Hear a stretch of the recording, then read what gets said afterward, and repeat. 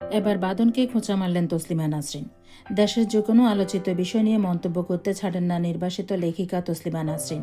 গত 5 আগস্ট আওয়ামী লীগ সরকারের পতনের পর থেকে সোশ্যাল মিডিয়ায় বেশ সরব থাকতে দেখা যায় তাকে। এবার বাংলাদেশের সংস্কার প্রসঙ্গে অভিনেত্রী আজমেরী হক বাদনের ভূমিকা নিয়ে প্রশ্ন তুলেছেন তসলিমা। জুলাই আগস্ট মাসে উত্তাল বাংলাদেশে হাসিনা সরকার বিরোধী আন্দোলনে বেশ সক্রিয় ছিলেন বাদন। রাস্তায় নেমে ছাত্র আন্দোলনে যোগ দিয়েছিলেন এই অভিনেত্রী। সেই সময় একটি ভিডিওতে মাইকে চিৎকার করে তাকে বলতে শোনা গেছে, এই দেশটা আমার, এই দেশের সংস্কার আমরাই করব।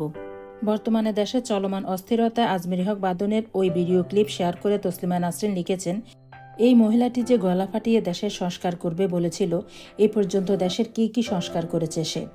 আর সেই পোস্টে বাদনকে কটাক্ষ করে মন্তব্য করেন অনেকেই। বাদন বরাবরই সাহসী, স্বাধীনচেতা, স্পষ্টবাসী। স্বৈরাচার হাসিনা তন্ত্র থেকে মুক্তি পেতে ঢাকার রাজপথে নেমে আন্দোলনরত ছাত্রদের সঙ্গে তিনি যোগ দিয়েছিলেন বলে জানিয়েছিলেন বাদন।